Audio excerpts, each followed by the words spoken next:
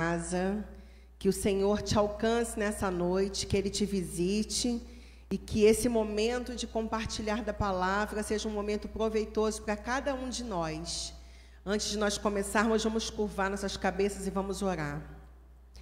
Pai, em nome de Jesus, nós queremos te agradecer por essa noite, te agradecer por termos chegado até aqui na tua casa, te agradecer, Senhor, porque o teu Espírito nos guardou, Senhor, nos protegeu, esteve conosco nesses dias de feriado. Senhor, muito obrigada porque estamos aqui na tua casa. Obrigada, Senhor, porque temos a tua palavra para nos guiar nessa terra. Queremos entregar, Senhor, a nação brasileira nas tuas mãos. Queremos entregar o Rio de Janeiro nas tuas mãos. Todos os estados do Brasil nas tuas mãos. Todos aqueles que estão investidos de autoridade nas tuas mãos. Senhor, protege a nossa nação, guarda a nossa nação. Estende a tua mão de perdão e de misericórdia sobre nós, Senhor, sobre o Brasil e sobre todo o mundo, Senhor. Livra-nos do mal, Pai. Que possamos buscar em Ti, na Tua palavra, o refúgio e o lugar seguro para as nossas vidas. Em nome de Jesus. Amém. Quero trazer essa noite uma reflexão que se encaixa perfeitamente com o que nós temos vivido nesses dias. E talvez essa não seja uma palavra muito animadora. As pessoas não estão mais acostumadas a ouvir falar a respeito de pecado, a respeito de arrependimento. Tudo se torna banal, tudo é relativo. Uma sociedade que faz o que quer, as pessoas fazem o que querem, vivem como querem. E quando as coisas começam a sair fora do seu controle, do seu pseudo-controle, aí elas se lembram que existe Deus, porque aí é mais fácil culpá-lo por alguma coisa que esteja ou não acontecendo. Eu quero que vocês abram as suas Bíblias no livro de Juízes, no capítulo 16. Vamos falar sobre arrependimento e remorso. Livro de Juízes, no capítulo 16, que narra a história de um homem que foi escolhido por Deus para ser juiz em Israel, que era Sansão. Vamos ouvir falar, vamos ler aqui a história da vida desse homem. Sansão e Dalila. Certa vez Sansão foi a Gaza, viu ali uma prostituta e passou a noite com ela. Disseram ao povo de Gaza: Sansão está aqui. Então cercaram o local e ficaram à espera dele a noite toda, junto à porta da cidade. Não se moveram a noite inteira, dizendo: ao amanhecer o mataremos. Sansão, porém, ficou deitado só até meia-noite. Levantou-se, agarrou firme a porta da cidade com os 2 batentes e os arrancou com tranca e tudo. Pôs tudo nos ombros e o levou ao topo da colina que ficava defronte de Hebrom. Depois dessas coisas, ele se apaixonou por uma mulher do vale de Soreque, chamada Dalila. Os líderes dos filisteus foram dizer a ela: veja se você consegue induzi-lo a mostrar-lhe o segredo de sua grande força e como poderemos dominá-lo para que o amarremos e o subjuguemos. Cada um de nós dará a você 13 quilos de prata. Disse Dalila a Sansão: conte-me, por favor, de onde vem a sua grande força e como você pode ser amarrado e subjugado. Respondeu-lhe Sansão: se alguém me amarrar com 7 tiras de couro, ainda úmidas, ficarei tão fraco quanto qualquer outro homem. Então os líderes dos filisteus trouxeram a ela 7 tiras de couro ainda úmidas, e Dalila o amarrou com elas. Tendo homens escondidos no quarto, ela o chamou. Sansão, os filisteus o estão atacando. Mas ele arrebentou as tiras de couro como se fosse um fio de estopa posto perto do fogo. Assim, não se descobriu de onde vinha a sua força. Disse Dalila a Sansão: você me fez de boba, mentiu para mim. Agora conte-me, por favor, como você pode ser amarrado. Ele disse: se me amarrarem firmemente com cordas que nunca tenham sido usadas, ficarei tão fraco quanto qualquer outro homem. Dalila o amarrou com cordas novas. Depois, tendo homens escondidos no quarto, ela o chamou: Sansão, os filisteus o estão atacando. Mas ele arrebentou as cordas de seus braços como se fosse uma linha. Disse Dalila a Sansão: até agora você me fez de boba e mentiu para mim. Diga-me, como você pode ser amarrado? Ele respondeu: se você tecer num pano as 7 tranças da minha cabeça e o prender com uma lançadeira, ficarei tão fraco quanto qualquer outro homem. Assim, enquanto ele dormia, Dalila teceu as 7 tranças da sua cabeça num pano e o prendeu com a laçadeira. Novamente ela o chamou: Sansão, os filisteus o estão atacando. Ele despertou do sono e arrancou a laçadeira e o tear com os fios. Então ela disse: como você pode dizer que me ama, se não confia em mim? Esta é a 3ª vez que você me faz de boba e não contou o segredo da sua grande força. Importunando o tempo todo, ela o cansava dia após dia, ficando ele a ponto de morrer. Por isso, ele lhe contou o segredo. Jamais se passou navalha em minha cabeça, disse ele, pois sou nazireu, desde o ventre materno. Se fosse rapado o cabelo de minha cabeça, a minha força se afastaria de mim e eu ficaria tão fraco quanto qualquer outro homem. Quando Dalila viu que Sansão lhe tinha contado todo o segredo, enviou essa mensagem aos líderes dos filisteus: subam mais essa vez, pois ele me contou todo o segredo. Os líderes dos filisteus voltaram a ela e, levando a prata, fazendo-o dormir no seu colo, ela chamou um homem para cortar as 7 tranças do cabelo dele. E assim começou a subjugá-lo e a sua força o deixou. Então ela chamou: Sansão, os filisteus o estão atacando. Ele acordou do sono e pensou: sairei como antes e me livrarei. Mas não sabia que o Senhor o tinha deixado. Os filisteus o prenderam, furaram os seus olhos e o levaram para Gaza. Prenderam-no com algemas de bronze e o puseram a girar um moinho na prisão. Mas logo o cabelo da sua cabeça começou a crescer de novo. Os líderes dos filisteus se reuniram para oferecer um grande sacrifício ao seu deus Dagom e para festejar. Comemorando sua vitória, diziam: o nosso Deus entregou o nosso inimigo Sansão em nossas mãos. Quando o povo viu, louvou o seu Deus. O nosso Deus nos entregou o nosso inimigo, o devastador da nossa terra, aquele que multiplicava os nossos mortos. Com o coração cheio de alegria, gritaram: tragam-nos Sansão para nos divertir. E mandaram trazer Sansão da prisão, e ele os divertia.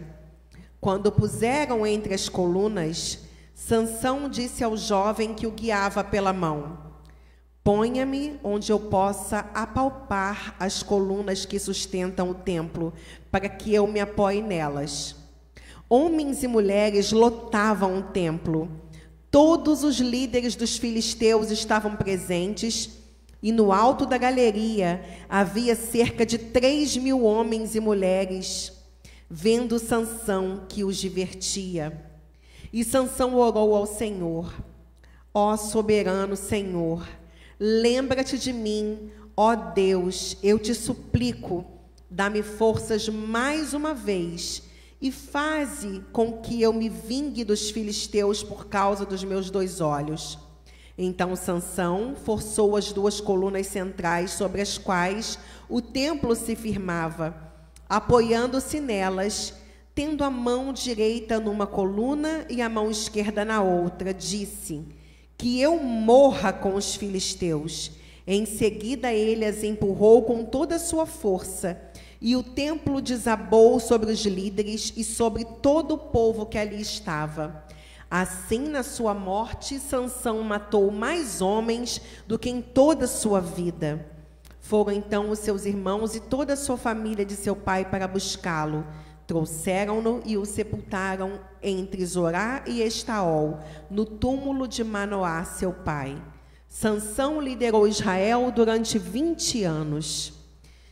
Talvez você já conheça essa história desde a sua infância, já tenha ido à escola bíblica dominical, já tenha ouvido as historinhas e tem até os desenhos, né, de Sansão com as tranças, com 7 tranças na cabeça, deitado no colo de Dalila.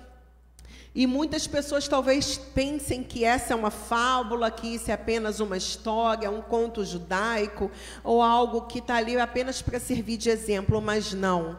Essa é uma história real de alguém que foi escolhido por Deus desde o ventre da sua mãe. A mãe de Sansão, ela era estéril. Deus fez um milagre concedendo que ela desse à luz a um filho, e ela o tornou nazireu, não passava navalha, não cortava o cabelo do menino, e a sua força estava ali, naquele voto que tinha sido feito através da vida dele. E Sansão, ele cresceu em força, e o Espírito do Senhor era com ele.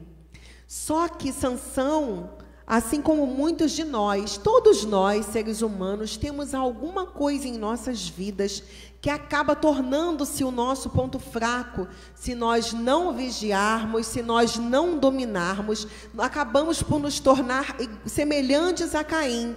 Quando Deus está ali no Éden, recebendo as ofertas de Caim e de Abel, Deus, ele observa o comportamento de Caim e ele fala para ele: por que está assim o teu rosto? Por que você está assim com esse semblante? Cuidado, o pecado está batendo a sua porta, porém cumpre a ti dominá-lo. Existem coisas na nossa vida que, se nós não dominarmos, se nós não vencermos, essas coisas acabam nos dominando e nos trazendo a ruína. E na área uma coisa que tinha na vida de Sansão, que foi a ruína dele, foi a sua área sexual. Sansão, você vê que a gente começa lendo o capítulo 16, que fala que ele estava dormindo com uma prostituta.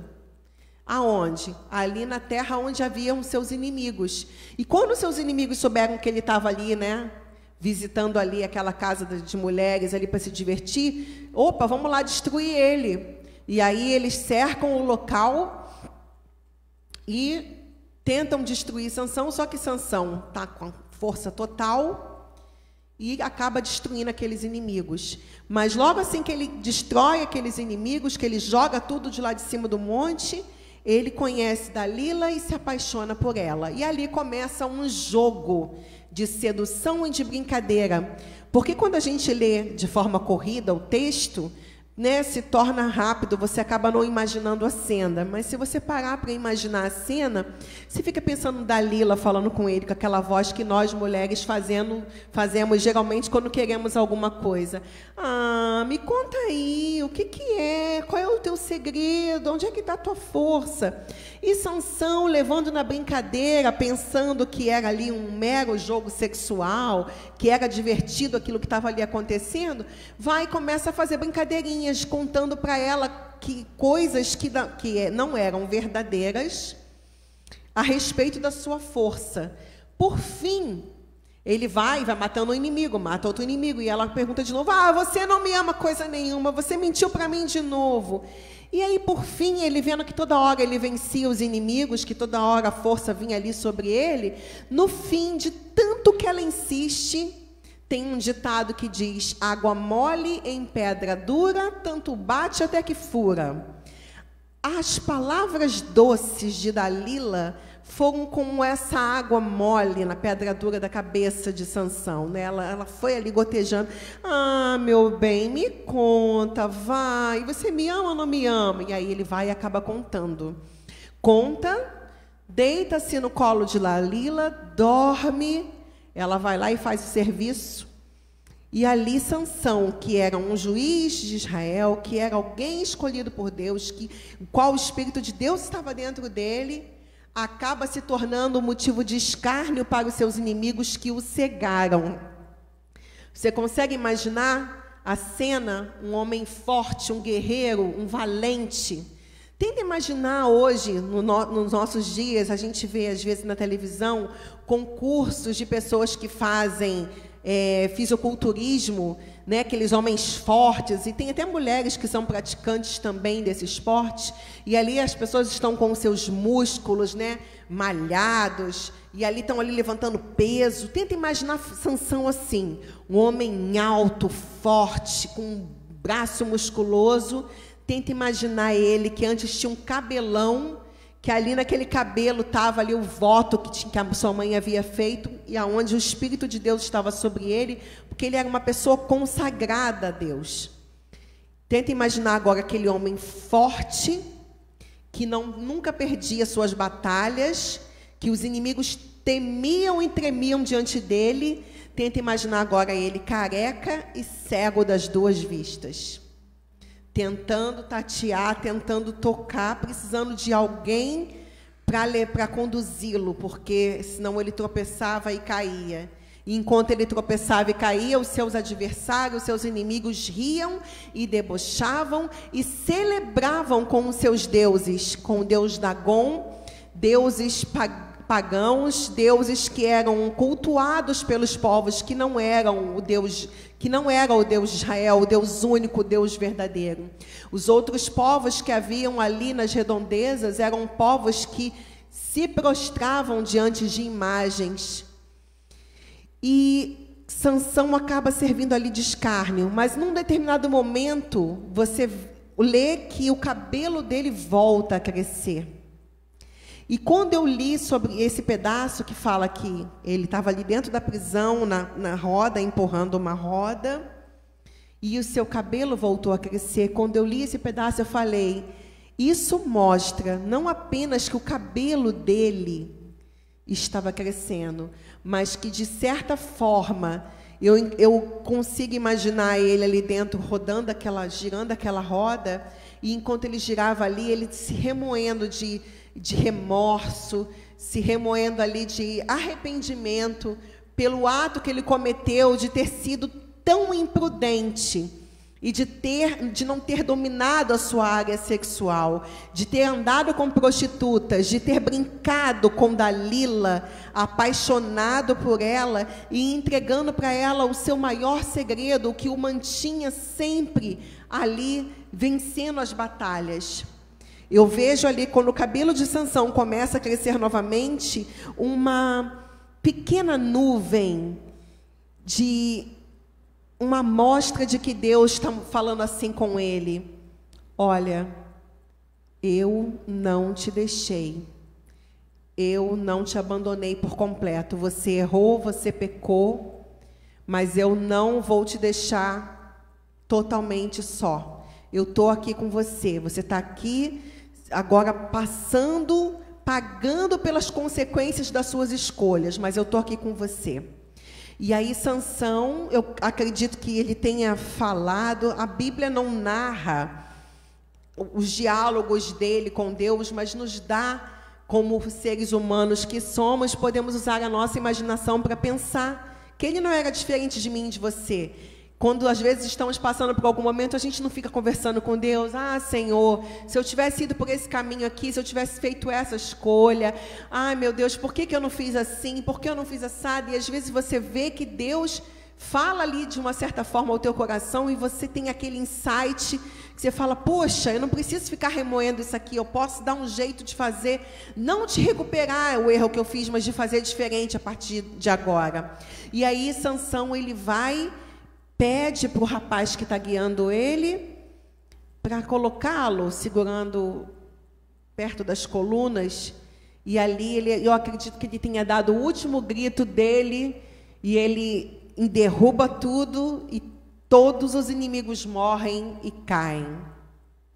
Sendo que ele matou todos os inimigos, mas ele acabou também morrendo. Acabou também indo junto com seus inimigos. Coisa que não precisaria ter acontecido se ele tivesse permanecido firme no propósito, se ele tivesse permanecido andando em retidão. Mas Deus, ele deu o último ato, Deus fez o último ato de misericórdia ali na vida dele, fazendo com que ele, na sua morte, matasse mais homens e derrotasse mais inimigos do que ele derrotou quando estava andando de forma reta, para mostrar que Deus, até o último momento, pode te dar a oportunidade de consertar algo que você tenha feito. Eu quero falar sobre a diferença entre remorso e arrependimento. Os dois são sentimentos e são marcados por grande tristeza e aflição. Porém, são completamente distintos um do outro. Primeiro, a tristeza ou o remorso do mundo não produz mudança verdadeira, mas o arrependimento produz. Por quê? Pensa numa pessoa que está andando dentro de um veículo, ultrapassando ali a quilometragem que é permitida, e essa pessoa vê que o sinal está fechado, que ela não deve ultrapassar, que ela tem que parar, e ela vai e continua. Se não acontece nada, pastor, você pode ir. Pastor Marcos, você pode só aumentar um pouquinho, que está muito gelado. Começando a falar e começando a tremer. Essa pessoa ultrapassa o sinal e nada acontece. Ela vai e consegue, vai passando, ultrapassando o sinal, ultrapassando, nada acontece. Ela chega onde ela quer chegar e fala, ô, beleza, poxa, infringi uma regra, ultrapassei o sinal, mas cheguei onde eu queria e nada aconteceu. Belezinha. Essa mesma pessoa ultrapassa o sinal, e aí eu tenho um guarda ali, pega ela e multa. Aí ela vai e fica, ai meu Deus, e agora? Você acha que essa pessoa está arrependida ou você acha que essa pessoa está com remorso? Remorso. Por quê? Porque ela infringiu uma regra? Não, porque ela foi pega. E o fato dela ter sido pega vai gerar o quê? Uma multa. Então, essa tristeza que ela está sentindo, esse abatimento que ela está sentindo, essa aflição que ela consegue até expressar com a sua face, com o seu gestual, é a aflição de quem vai ter que pagar pelo erro que cometeu. E não o arrependimento, porque, poxa, não é certo. Imagina, eu ultrapassei esse sinal aqui, e se ao invés de ser um guarda me multando, fosse alguém atravessando a rua e eu tivesse matado essa pessoa, olha aí, eu poderia ter matado alguém agora. Ela não faz uma reflexão, ela não cai em si, ela não tem uma crise de consciência porque cometeu algo errado. Ela está nervosa, ela está ali angustiada porque ela vai receber uma multa.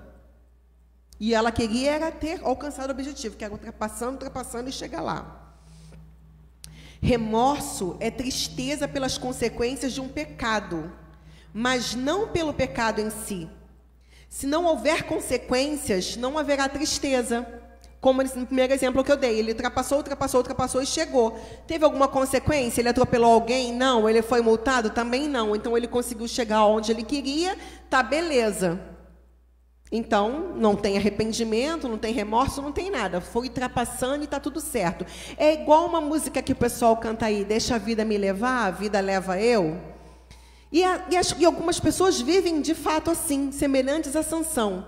Vai brincando, vai brincando, vai brincando, e vai como se não fosse ter nenhum tipo de consequência às suas escolhas e os caminhos que tem trilhado. Não existe tristeza pelo que o pecado é em si.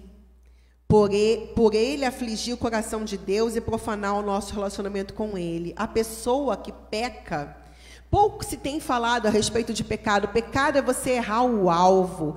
Pecado é você transgredir instruções que Deus te deu para você viver bem nessa terra, para você viver bem a sua vida.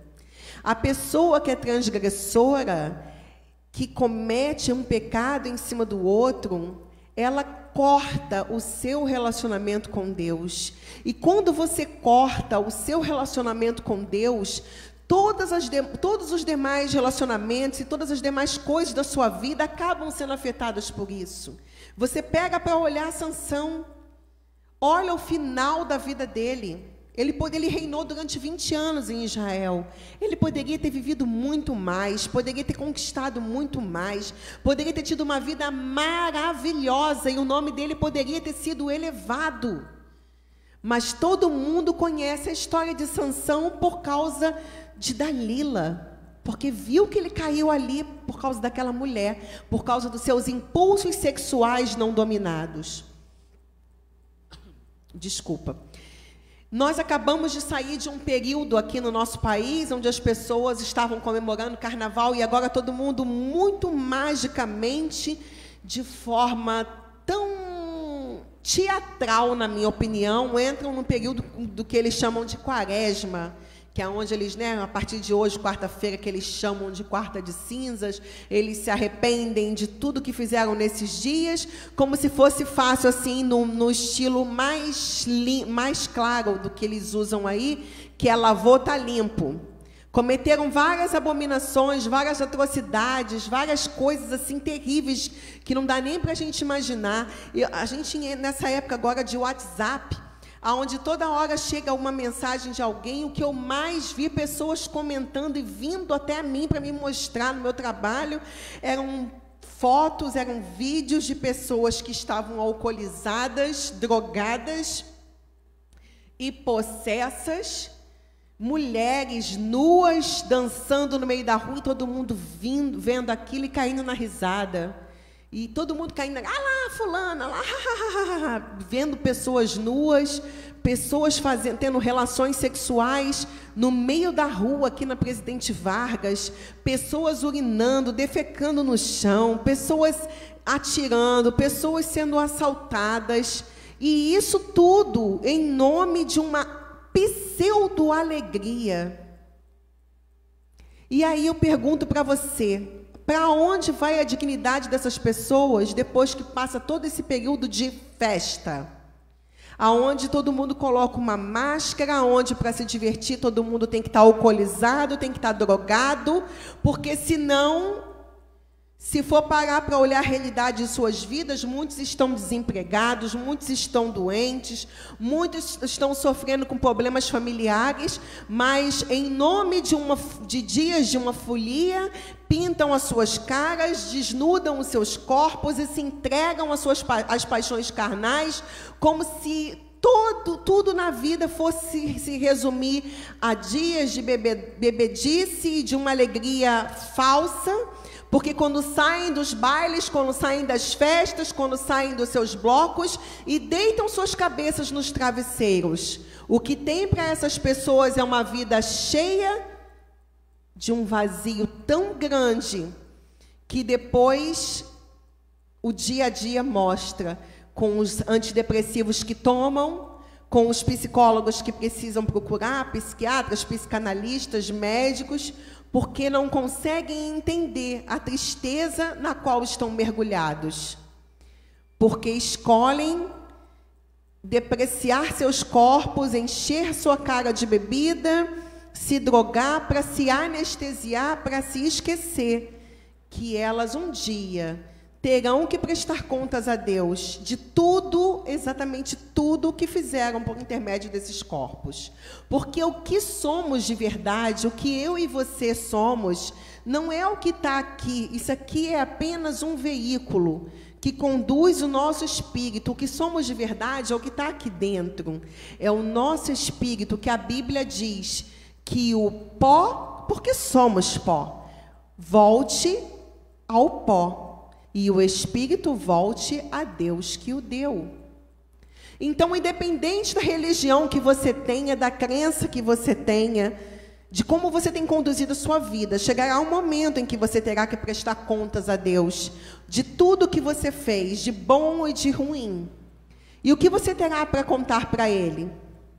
Você terá uma vida de remorsos, baseado nos erros que você cometeu e nas infrações que você teve que pagar?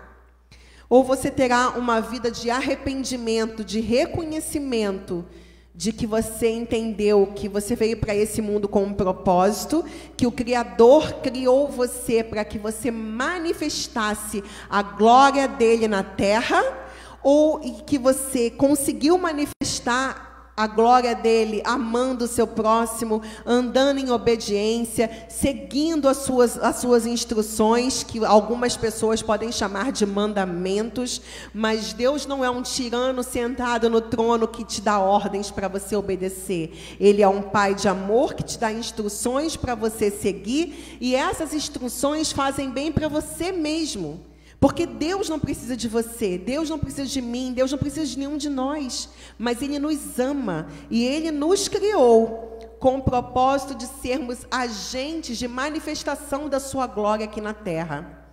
E aí você tem que escolher se você quer viver uma vida de remorso ou se você quer se arrepender enquanto existe tempo, se voltar para Ele e limpar a sua vida e colocá-la no trilho e conduzi-la de uma maneira diferente. Que não precisa esperar a morte para que esse arrependimento chegue. E assim como Sansão ter que morrer ali prematuramente para poder mostrar um arrependimento. Mas antes se arrepender e em vida e manifestar no restante de vida que você tem na terra, que eu e você não sabemos qual é o tempo que Deus vai nos chamar, qual é o tempo que Deus tem determinado para cada um de nós aqui.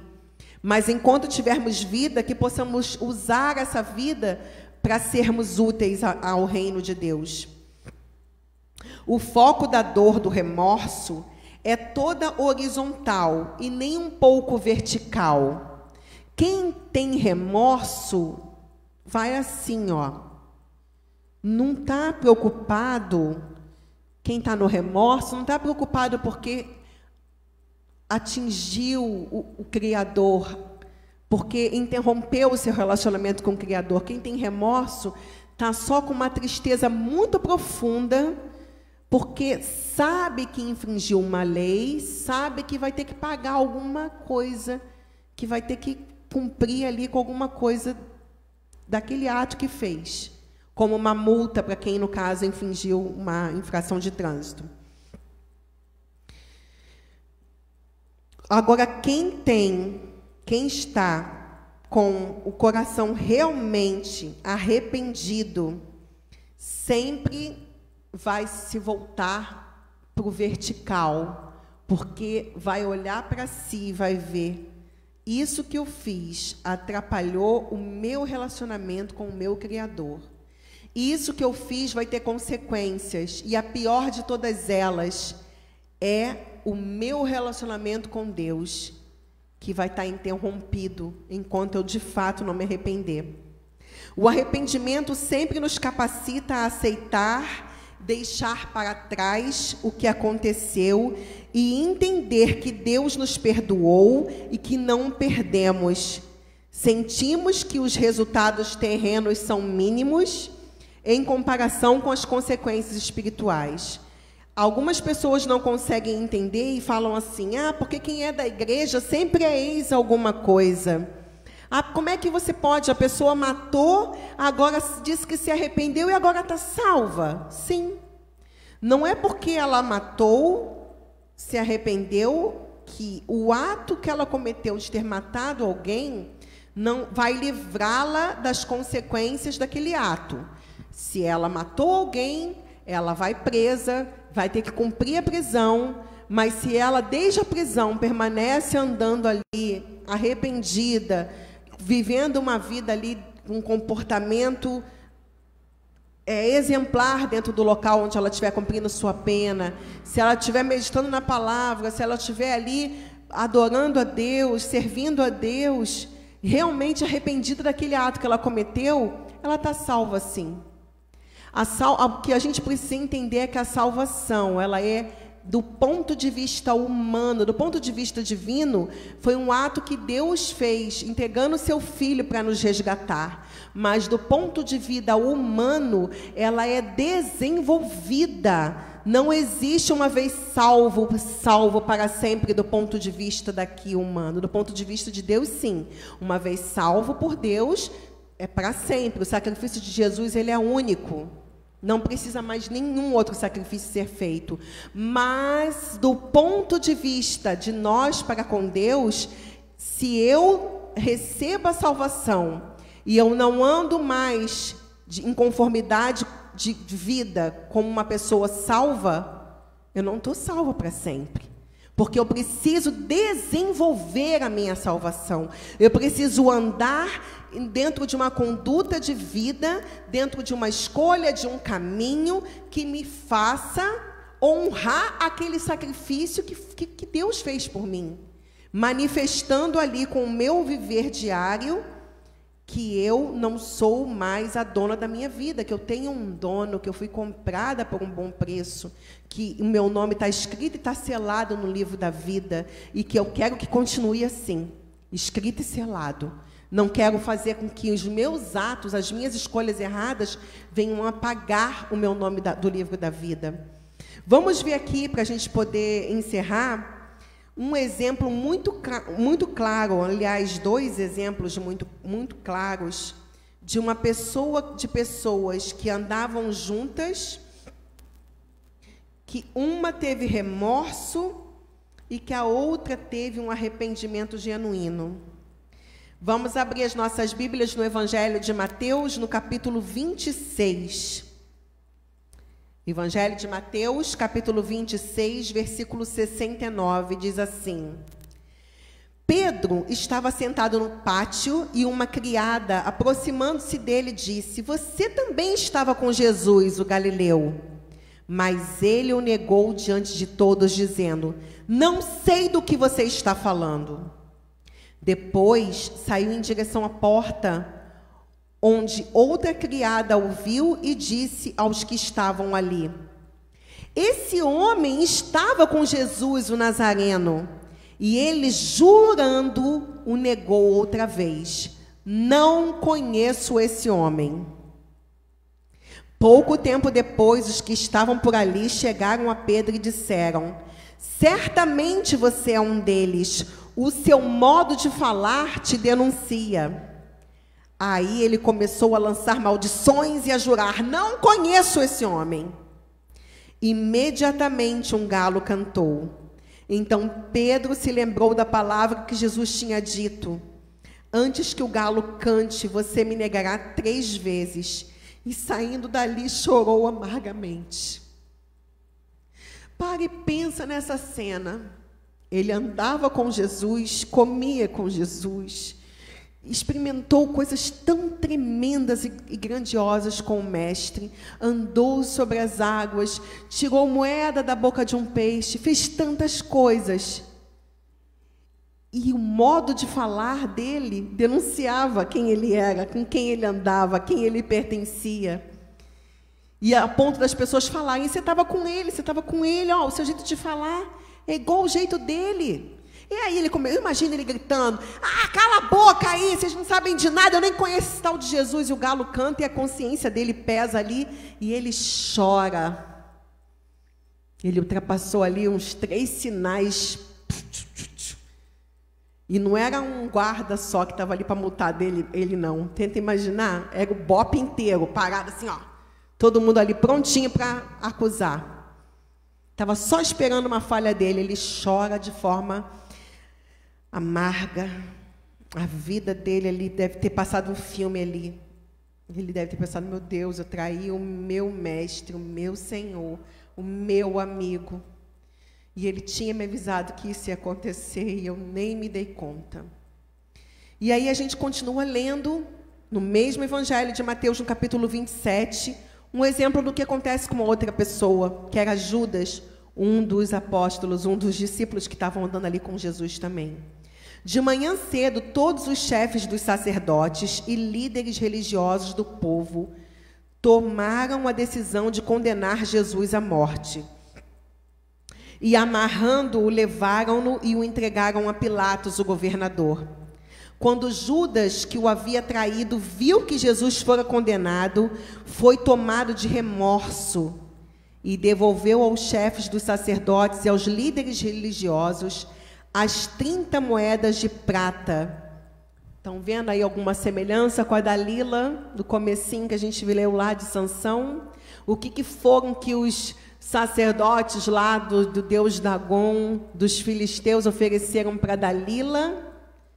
Moedas de prata.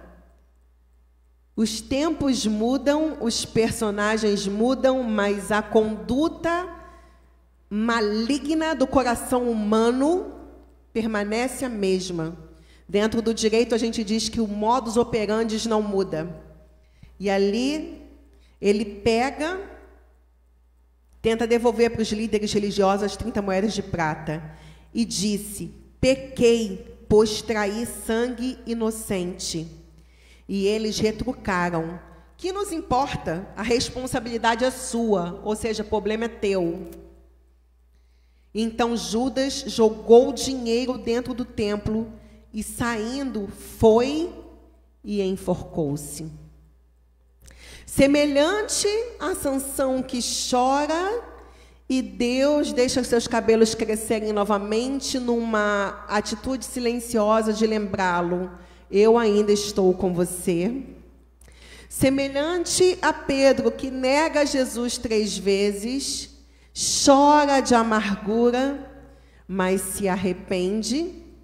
Judas também poderia ter chorado, ter feito uma reflexão e ter se arrependido, ter se reunido novamente com os discípulos e ter falado: olha, eu pequei, eu entreguei o mestre, eu o vendi, mas eu me arrependi, joguei as moedas, está aqui. Não, ele sente um remorso tão grande que ele se enforca, se mata, tira a sua própria vida. Vamos ver o que aconteceu com quem se arrependeu? Em João, o Evangelho de João, no capítulo 21, diz assim: depois de comerem, Jesus perguntou a Simão Pedro: Simão, filho de João, você me ama mais do que esses? Disse ele: sim, Senhor, tu sabes que te amo. Disse Jesus: cuide dos meus cordeirinhos. Novamente, Jesus disse: Simão, filho de João, você me ama? Ele respondeu: sim, Senhor, tu sabes que te amo. Disse Jesus: pastorei as minhas ovelhas. Pela 3ª vez ele disse: Simão, filho de João, você me ama? Pedro ficou magoado por Jesus ter lhe perguntado pela 3ª vez: você me ama? Ele disse: Senhor, tu sabes todas as coisas, tu sabes que eu te amo. O mesmo Pedro que, indignado, gritou na 3ª vez: não encham o meu saco, eu não sei de quem vocês estão falando, eu não conheço esse Jesus, eu não ando com ele, eu não sou um deles. É o mesmo que fica magoado com o Senhor, porque ali, assim como ele negou 3 vezes, por 3 vezes ele confessa que ama. E Jesus pede para ele cuidar dos cordeirinhos, das ovelhas e do rebanho dele. E ele diz para ele: Senhor, tu sabes todas as coisas, tu sabes que eu te amo. Essa é a atitude de um coração arrependido, que não se importa em chorar, não se importa em voltar atrás. Errei sim, mas eu não vou me colocar aqui, faz o que o Senhor quiser comigo. E aí você pensa que Jesus vai gritar com Pedro, que Jesus vai debater com ele, que Jesus vai jogar na cara dele. Mas você me negou. Não, Jesus vai e dá para aquele que o traiu anteriormente uma tarefa. É como se fosse assim, o pastor Marcos me pedisse para fazer algo e eu simplesmente falar, deixa para lá, não vou fazer isso que o pastor Marcos pediu, não. E aí eu fizesse o contrário do que ele pediu, ainda trouxesse um prejuízo para ele. E aí qual é a atitude normal humana? Ele, como homem, fala assim, não vou pedir mais nada para a Soraya, não. Não posso confiar nela. Pedi para ela uma vez, ela fez isso. Pedi para ela a segunda vez, ela fez isso. Pedi para ela a terceira vez, além dela não ter feito o que eu pedi, ela ainda me trouxe um prejuízo. Humanamente falando, a nossa atitude é excluir aquela pessoa, é se apartar, é deixar de lado. Mas o que Jesus faz? Não só o pergunta se ama, porque ele quer mostrar para Pedro, Pedro, eu te amo, eu sei que você errou, mas eu quero te entregar o que eu tenho de mais precioso, o meu rebanho, as minhas ovelhas, os meus cordeirinhos, eu vou entregá-los às suas mãos. É como se o pastor Marcos falasse assim, Soraya, você pisou na bola comigo 3 vezes, mas toma aqui a chave do meu carro, eu vou dar meu carro para você ir lá resolver isso aqui para mim. Toma aqui a chave da minha casa, vai lá e cuida lá do meu filho Gabriel, que é o que eu tenho mais de precioso, vai lá e cuida dele para mim. Quem entregaria na mão de um traidor a chave do seu carro, a chave da sua casa, o seu filho para tomar conta? Quem entregaria o que é mais precioso para alguém que só pisou na bola? Alguém que consegue olhar para o coração e entender que naquele coração ali existe arrependimento. E foi o que foi encontrado no coração de Pedro. É o que poderia ter sido encontrado também no coração de Judas, mas ele preferiu se amargurar no remorso e tirar sua própria vida. Agir como Deus de si mesmo, reconhecer o seu erro e ele mesmo infringir sobre ele um julgamento, quando poderia ter se entregado nas mãos de Deus e ter deixado Deus o julgar, Deus o perdoar. Para nós encerrarmos e sairmos daqui nessa noite, tendo a certeza de que em Deus está o perdão para tudo em nossas vidas, abram em Atos dos Apóstolos, no capítulo 3, no versículo 19, que diz assim.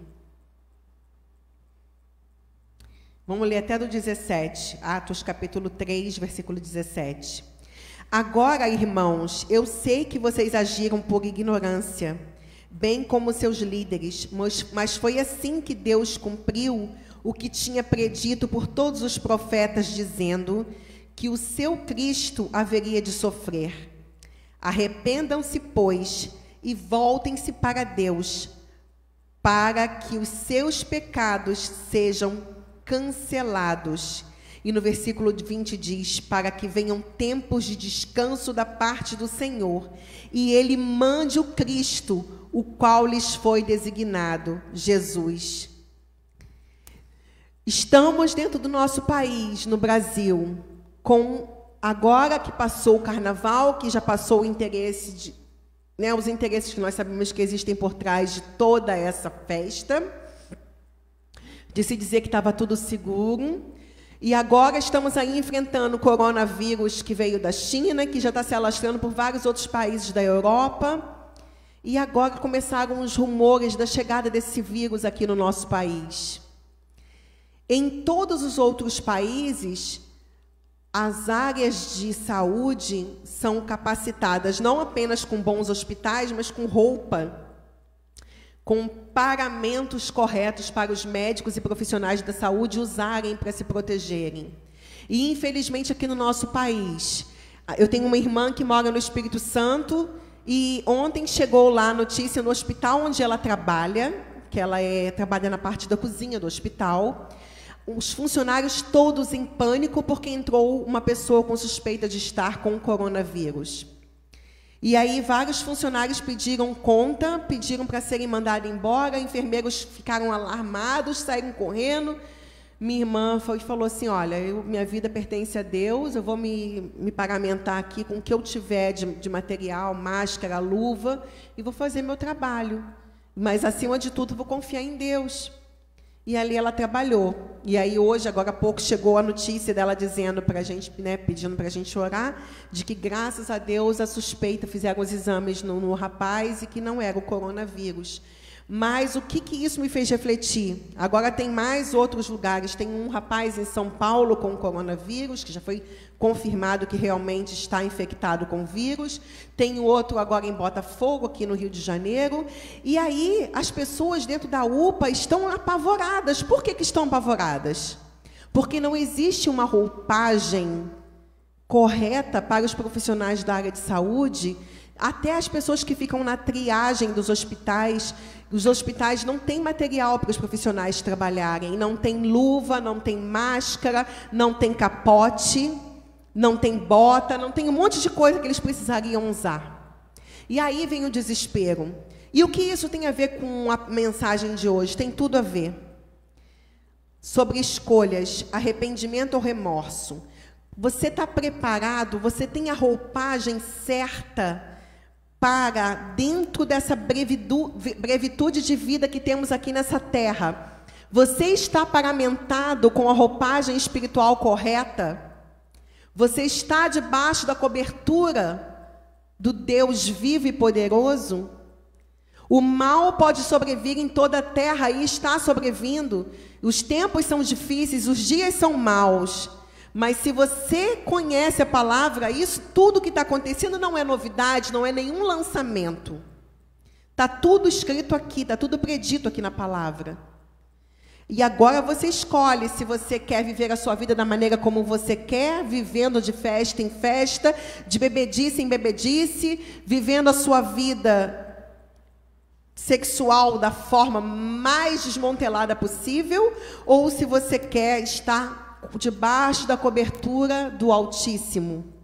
Como o Salmo 91 fala, que quem está debaixo dos esconderijos do Altíssimo, a sombra do Onipotente descansa.